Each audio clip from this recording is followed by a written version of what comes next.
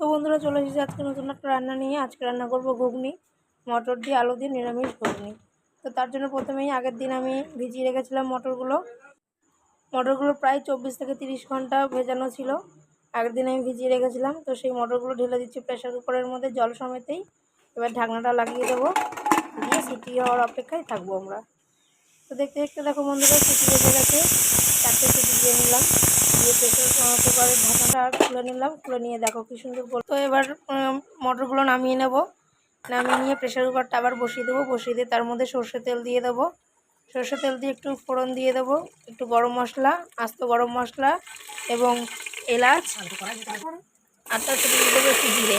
তার মধ্যে দিয়ে দেবো আলু, কেটে রাখা আলুগুলো। এগুলো তার মধ্যে একটু হলুদ আর লবণ দিয়ে ভালো করে ভাজা করে নেবো। তো ভালো করে ভাজা করে নিয়ে এর মধ্যে দিয়ে দেবো একটু ধনে গুঁড়ো দেবো। দিয়ে আবার নাড়াচাড়া করে নেবো। নাড়াচাড়া করে নিয়ে ভালো করে নাড়াচাড়া করে নিয়ে এর মধ্যে দিয়ে দেবো সেদ্ধ করে রাখা মটরগুলো দিয়ে নাড়াচাড়া করে নিয়ে তার মধ্যে দিয়ে দেবো মশলার মধ্যে থাকবে আদা, জিরে এবং শুকনো মশলাটা দিয়ে ভালো করে কষিয়ে নেবো। ভালো করে নাড়াচাড়া করে নিয়ে কষিয়ে নেবো এবং তার মধ্যে একটু দিয়ে দেবো মশলা ধোয়া জল। দিয়ে তারপর একটু ভালো করে কষিয়ে নিয়ে তার মধ্যে দিয়ে দেবো পরিমাণ মতন জল।